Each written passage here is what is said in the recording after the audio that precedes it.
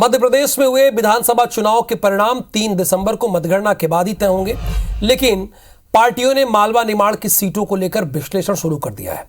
वैसे तो पार्टी हर सीट पर मॉनिटरिंग कर रही है, लेकिन मालवा निमाड़ की 10 सीटों पर माइक्रो मॉनिटरिंग की जा रही है।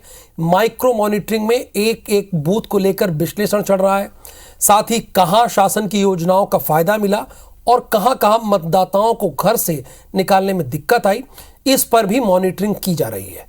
सबसे ज्यादा चर्चा विधानसभा क्षेत्र इंदौर 1 को लेकर हो रही है। विश्लेषण में कई बिंदुओं पर भी भाषा ध्यान दिया जा रहा है, जैसे अल्पसंख्यक बाहुल क्षेत्रों में मतदान का प्रतिशत क्या रहा, अगर वहां मतदान कम हुआ तो इसकी क्या वजह रही।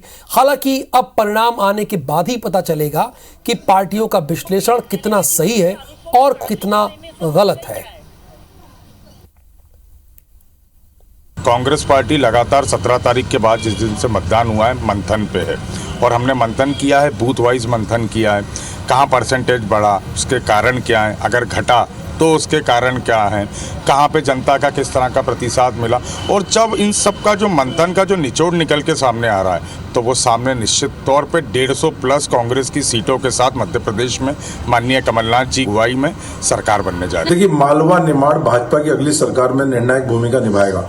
मालवा निमाड़ से होकर ही अगली सरकार बनेगी। जो अगली भाजपा की सरकार होगी उसमें मालवा निमाड़ की निर्णायक भूमिका होगी। इस बार हम मालवा निमाड़ में इतिहास रचेंगे। हम एक एक सीट का विश्लेषण कर रहे हैं, एक एक सीट का माइक्रो मैनेजमेंट कर रहे हैं, और जो स्थिति सामने आ रही वो सामने आ रही कि मालवा निमाड़ में कांग्रेस का सुपड़ा साफ होगा और भाजपा यहाँ इतिहास रचेगी।